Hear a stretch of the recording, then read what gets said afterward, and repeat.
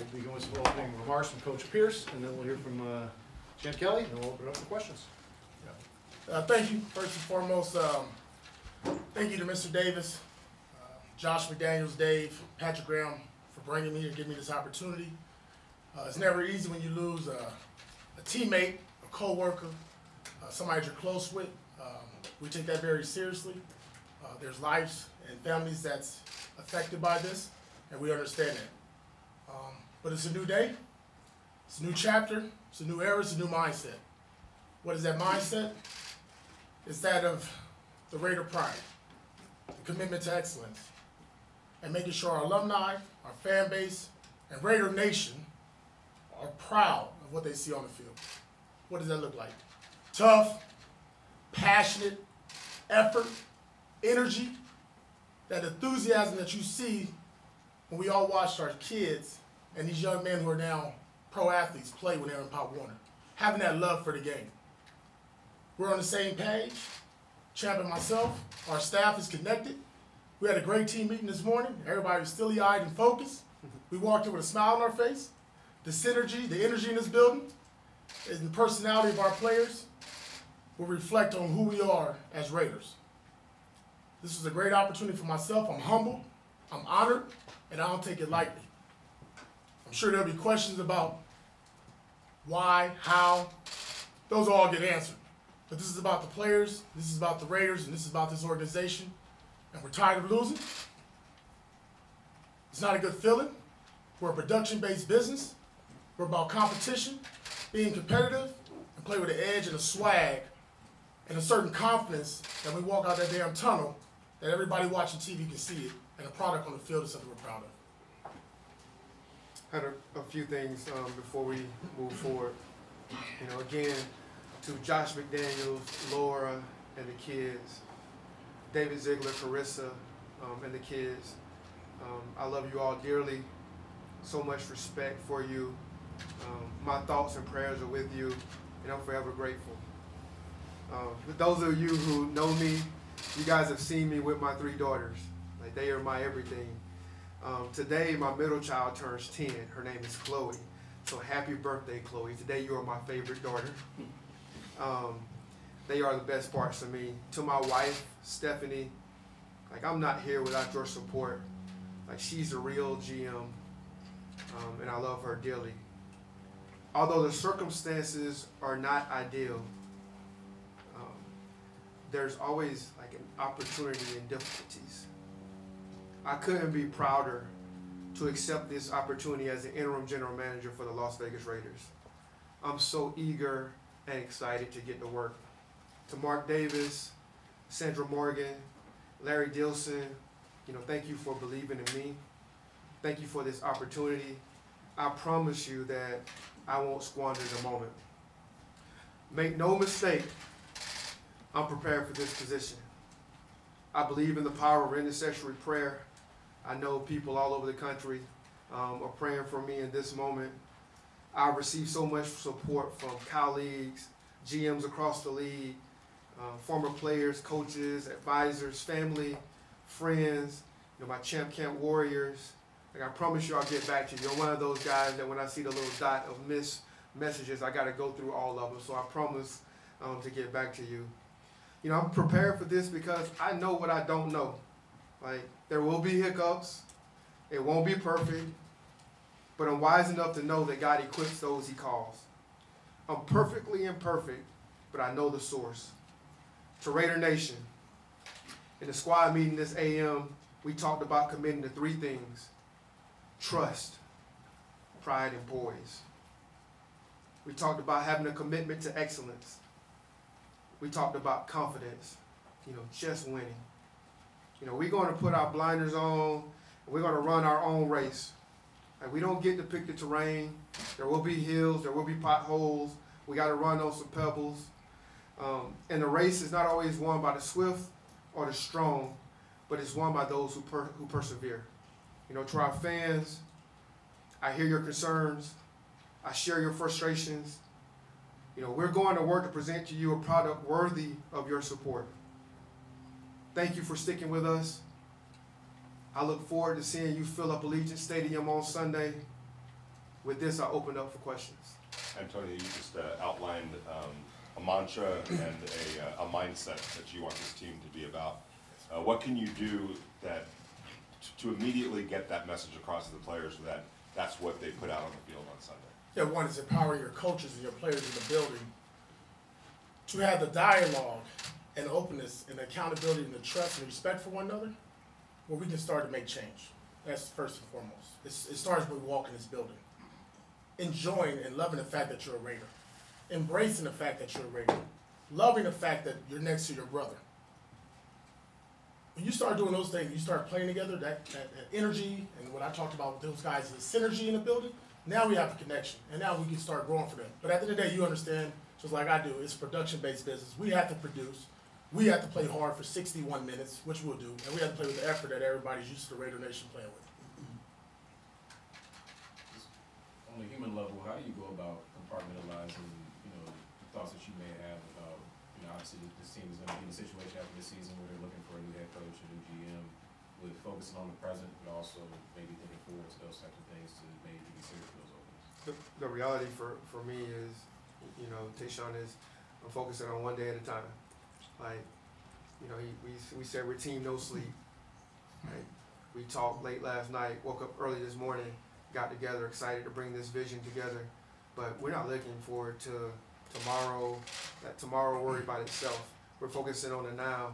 Our team is focusing on the now. Those players are focusing on right now, and that's all we have. Antonio, when you got into coaching, was this a goal of yours to eventually become a head coach, and what does this opportunity mean to you on a personal level? Yeah, I've been fortunate. I played at a high level, went all the way back to my roots, and coached at Long Beach Poly. High school was the head coach there. Was at New York Giants in 2017, and then college for 4 years, and had opportunities to leave and go to other organizations. I decided not to. The short story, the matter of fact is, I grew up in Compton, California. I was born a Raider. I was born with the Raiders rolling in the Coliseum in LA. I was rolling with NWA, talking straight out of Compton, rocking Raider hats. So when the opportunity came to work with Josh and Pat Graham and Dave, I jumped on it. So that's what set me up for this. I was born this way. Coach, how surreal is it going to be to coach your first NFL game against the team that you won a Super Bowl with as a player? How about that? Put it right up. But it's not Antonio Pierce versus the New York Giants. Las Vegas Raiders versus the Giants coming into our house. Much needed win for us. We've had 2 ugly losses. It's time to change that. We're in the second half of the season. Doesn't matter what or who Antonio Pierce played for. It's about the Las Vegas Raiders. Those players understand that. It's about them. It ain't about me. Jim, these things happen every year throughout the league, not often on a short week in the middle of the season. When you understood this was happening or got the call, were you surprised? Was definitely surprised. I don't think we saw it coming. But I plan every day of my life to be prepared for any situation. Putting my trust in the Lord and allowing Him to guide me. Right. So whenever these situations arise, I'm fully confident that He will equip me, and we're ready to roll. Antonio, you obviously bring a certain level of intensity to the table, and I'm wondering, you're very demonstrative, very expressive. I'm wondering if that's the kind of fit the team really will respond to and needs at this point. We had a good team meeting this morning. Had a full house, and I think I had everybody's attention. I had their eyes. I'm not a long-winded person. I'm not gonna give you a dialogue or write an essay. I get right to the point. It's black and white. You know how I feel when I walk out the door. I've been around these guys for 2 years now as a linebacker coach, and I made my presence known both in the linebacker room, the defensive line room, the quarterback room, the running back room. I'm a former player. I've touched former players. I can relate to them. I've done the same things they've done. I've walked the same paths they walked. I felt the same pain they felt. So there's nothing or any emotional ride or roller coaster that they haven't gone through this year, or over the 2 years I've been with them, that I haven't felt. And my personality, my personality will come out and reflect on this team, and hopefully we see that on Sunday. Antonio, talking to players, they sometimes look around and say, there's just too much talent on this team for it to be this difficult and to be struggling the way they've been struggling. Do you share that sentiment that the answers are in that locker room and that can get unlocked? No question about it. I mean, we can talk about players. We can go down our roster and you say, wow, Devontae Adams, Josh Jacobs. You look at our own line. You look at our quarterback. You look at the way our tight ends playing. Defensively, how we playing. We've been really well on special teams throughout the season. It's funny when a little belief and confidence gives a group. And this is just what we're going to believe and what we're about. It's about them being themselves. I told them when they walk in this door, I need to feel them. They're going to feel me 100%, but I got to feel them. I need that personality. This building needs personality. When we walk in here, everybody here should be smiling. We all got a job. We're doing something. We're covering the greatest game in the world, the National Football League. If you're not excited about that, there's something wrong with it. Was there a lack of excitement before? I mean, being that that's something that needed to be addressed, what was the atmosphere like before? I don't think that it was not addressed. It just, you got to embrace it. Coach. It's just being embraced now. Coach, congratulations, first of all. Congratulations to both of you, and happy birthday to your daughter. Appreciate it. A quick question. When you talk about personalities and this being so human, what was the reaction of the players when you gave them the news? Obviously, you're all smiling. As you say, you want us all to smile. It's been a few weeks, rough, kind of difficult to smile. Yes. And so what was their reaction like, and what do you think is the priority moving forward towards the New York Giants, other than winning the game, obviously? Right. I mean, why what are you mad about? You know what I mean? Like, I just said it. Like, we're playing a kids game. We're getting paid millions of dollars to do it. We're fortunate to play for an alumni base, an owner, a fan base that like live and die Raiders. Yeah. And when we walk in that stadium, it's got to be electric. And what I told these guys is, it's simple, man. Listen, who knows? I'm not promising we're gonna go undefeated. I'm not promising, we're gonna, redo the record books. But I am promising you this: we're gonna have fun doing it. And I know when you start having fun and you guys start believing in one another and they start really engaging in each other and believing in what the coaches are telling them and understand it's in their best interest. If we are in this together, when you put the we aspect and us and team into it, it changes all that from the eyes. What are your thoughts on the quarterback position going forward? It'll be Aiden going for it. Why We just feel like this is his best chance. What was the reaction like in the locker room when you made that announcement? Very supportive. Yeah, the guys are rallying behind him. They're excited to watch him, get his opportunity. Like, I was there as AP was speaking to the team, and he had their eyes. There was an energy that was tangible in the room. There was a true excitement, and guys are geared up to prepare for this weekend. How much does it help that Coach obviously played in the league and did it at the highest level and has a ring to prove it?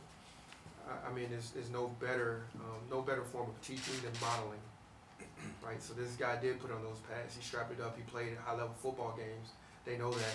He's carried himself just like this every single day, authentically himself, right? And that's what we promise these guys. Like, we're going to be honest. We're going to be authentic. The guys never going to bless who you pretend to be, right? And so we're going to be ourselves in this situation. We're going to have fun with it, and I think they were excited to hear that. What do you hope to see out of you, offensive coordinator? I'm sorry, what was Your that? new offensive coordinator, what do you hope to see out of him? I mean, we talked about it. I mean, the key thing is we just talked about a lot of weapons on our team and how to get to them. We're going to start a young quarterback. Got to protect him. Last album, we didn't protect him very well. Didn't protect the football. So it's going to go to that. For our whole entire offense of, turnover-free football, get back to playing that kind of style of football where you kind of impose your will and play with ill intent. And you can do that with offense. You can do that with skill guys. I mean, we got Jacoby Byers. If you've not watched him crack a defensive back or a linebacker, you're crazy. He's not afraid to throw it in there. So, and we got still one of the best running backs in the game.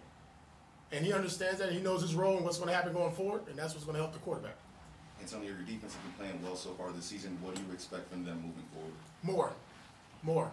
I mean, we got to create turnovers. We got to stop these long drives. Penalties have been the biggest thing that's kind of hurt us in those situations. I mean, we've had great moments, and we had other moments like, what the hell, right? So just being consistent, first and foremost, being a defensive player, you stop the run, man. You build a wall. We make it one-dimensional, and like I tell Max, go eat. Party at the quarterback, and let's celebrate and have fun doing it. So what I like to see those guys keep doing, and Patrick Graham, let loose. Put your ears back, let the dogs loose, and when the Raiders are rolling on defense, you guys see it. It comes through the TV. Max Crosby's energy I'm trying to match his today. And I got to match up for the next 10 to 12 weeks. Champ, we see what we see on Sundays, but then there's your side of the building or upstairs. How'd that go with the staff that you now oversee? Right, we put together some, the fortunate part is I've been here, since the beginning, and so we put together some, some very good practices and policies, for evaluating players and acquiring players. So we feel confident with the people that we have doing the job. We feel confident in the process, and so, it's more status quo on our end. The guys are excited to work. They're excited to keep grinding. And they've been given the same mandate. You walk into this building appreciative, with a smile. We want to have positive energy, and they're going to do that, and we're going to capitalize off of it. Some of the members of the locker room have been in this situation before. Max Crosby, Josh Jacobs, back in 2021 when John Root resigned after the season. Is it helpful at all, just when it comes to keeping the locker room together and informing them how to handle it, that they've sort of been through this in the past? Yeah, we talked about that last week as a team. And a couple guys brought that up that's been here. They've been through this. They understand what it's like, the coaching change in the middle of the season. And I'm relying on our leaders to lead. I'm coming here with the game plan. This is the picture that we're trying to paint. But they got to carry it throughout. The best teams that I've ever been on as a player or as a coach, player ran. Player ran. Bottom line. Devontae knows what it is. Max Crosby knows what it is. Robert Spillane knows what it is. Our captains and leaders know what it takes. They got to go out there and do it. And they got to carry that message and make sure that resonates. And we block out all this outside noise. We're going to get some over the next, 72 plus hours. That is just us against the world. And that's our mentality going to be right now. Us against the world. Raider Nation against everybody else. Antonio, there's still 9 games left on the schedule, and you're not out of it by any stretch of the imagination. So, do those immediate goals become the bigger goals as well, or are you looking at the big picture, or just week to week now? Try to get through today. Try to get through this media conference, this press conference right now. It's been a whirlwind. I'll be honest. You're not prepared for this. I mean, you don't. I doing my DC notes the other day, and all of a sudden you get a phone call, and are you crazy to turn down this opportunity? To work with Champ Kelly? No, to work with the staff and the players we got. We have the team. We have the people in this building. We have the players in this building to win. We just got to go do it. Enough talk. Enough sitting there having these little clicks in the corner. That's why I told the guys, put the goddamn pads on. Let's go out there and work tomorrow and practice, and let's get to it. Bottom line, and let's see where the results go on Sunday. I know from a personal standpoint, you probably have a lot of people back in California that are. What do you think they're? I mean, I'm sure you've talked to a bunch of them, but there's got to be a great response by your family members and friends back there. Yeah. I mean, ticket requests. I don't know. We can pack the stadium up. I need another 20,000. But we'll be fine. Look, Raider Nation does a great job. They come wherever we go. They travel well. We got a big test this week with the Giants coming to town. A great opportunity for us to get a fresh start and get back on a winning track. Okay, we'll get everybody in here. Let's go. Adam, Heidi, Chris, Paul, Q. Coach, you talked about what you want to see from your offense. How much of a challenge is it from now, with the influence Josh had on the offense, from now until Sunday to kind of get a plan together and what you guys want to do and accomplish? Yeah, I started this press conference by saying it. New day, new month, new chapter, new mindset. So whatever we did in the past, doesn't matter. I wish I could say we're 0-0. We're not. But we're approaching it that way. We're approaching the way Bo went in here today, the offense. I spoke with those gentlemen. They know exactly the task and the plan going forward and what kind of offense we want to portray. And, are you going to sit there and rip with the whole playbook? No. But you better go to your key guys. I'm not a fool. I'm a player. Remember, I was a player before I was a coach. Player ran business. I've had the privilege of working with Bo in 3 different buildings now. He's not afraid of the moment. So we're confident in him, and he's going to be authentically himself in this situation. So you'll see Bo. Coach, like you mentioned, as a player, right, you had various experiences with several coaches throughout the years and working at Arizona State as well. Is there any particular person who had an influence on you and how you approach the coaching style? Too many to name. I was fortunate to play for 2 other organizations, Marty Scheidenheimer, Marvin Lewis, Joe Gibbs, Greg Williams, Steve Spagnuolo, and Tom Coughlin. And then finish it off with Herm Edwards. So what you're going to see from AP is a kind of a chameleon of all those guys put together, along with my personality. But I've learned so much through my time of either as a player, as a coach going through the ranks. I mean, probably the biggest thing I got over the last, 16 or so hours is, text messages from them gentlemen. And I'm so appreciative of them because there's no AP without them. The knowledge, the support, the love they gave me when I was a young rookie, or an opportunity to get into the coaching world, I'm forever grateful. This is a question for both of you guys. You mentioned the team meeting that you had last week, and it's a player-driven business. How much do you think it helped to hear from the players what was going on in their minds in that meeting? It was good. It was direct. It was blunt. It was needed. And everybody heard them. Everybody in the building heard them. The good thing about when you allow that to happen, you know, you got to sit there and you got to brace yourself. Sometimes you don't want to hear it. You know, there's probably going to be a moment I ain't going to want to hear that kind of stuff. But you got to have thick skin, and you can't take it too personal. It's an emotional business. These men in that locker room go through hell and back to get dressed and play every Sunday. We're on a short week this week. Guys are nicked up, banged, and bruised. They get up there, they put their cape on, they become a superhero again. So what they said was loud and clear. My message to them echoed their statements from that day, and we'll continue to grow from that. Let's do two more. We'll go Chris and then Paul. What's good about that, Q, is, you know, I think what we have to do here in these next weeks is just to create a culture where it's safe to have those conversations. Like, we want the truth. We're going to give them the truth. It's going to be real, and it's going to be raw. It's going to be uncut, right? And so that's the type of environment that we want. I think that's what we strive at. Like, we build a community that has to be conflict, you know, but there also has to be commitment, right, and extreme communication. And so if we have those three things, you know, we can have success. Wrap it up with Chris and Paul. Hey, Coach, I was just wondering, you seem like an enthusiastic, excited guy at the interim head coach now. Was there a point when even yourself, when you were with the players, you were seeing them day in, day out, where you said, oh, this thing's starting to spiral out of control, it's not working, something's got to be done, and it was done, but could you almost kind of sense that something was happening, needed to be made? Well, you just knew the last 2 weeks we weren't ourselves. Obviously, I've been focused on the defensive side of the ball, coaching the linebacker, so my focus was there. But you can just sense as a team, you can feel the aura in the building, you can feel the aura in the locker room, and when you're around the guys. So to have a good sense of it, yes. Was it my place to talk about it and discuss it with anybody? No. Champ, you were in Denver in 2009, 2010, so you had to kind of be part of that cleanup effort there after what had happened. How do you lean on that similar situation here to get things rolling here? I've been through a few of them, unfortunately, so that wasn't the only one. You know, just focus on communication. Like, sympathetic, because here's the reality. Like, you know, most people see us on Sundays. They see, you know, guys in helmets, pads. They see coaches on the sideline that they think don't have lives outside of here, right? The reality of it is, you know, their families involved, their wives who are planning. Like, my kids have to go to school today and, you know, learn about a situation where, you know, we don't know what's next, right? Like, the Josh McDaniels family, David Ziegler's family, like, what's next? Like, so there's a reality of that goes on anytime you have transition and change. And so sympathy to everyone's, you know, space and their situation, but extreme communication so people can relieve some of the uncertainty that they have. And then after that, you just attack the moment with confidence. And so that's the stage that we are in right now. All right. Thank you, gentlemen. Thank you, everyone.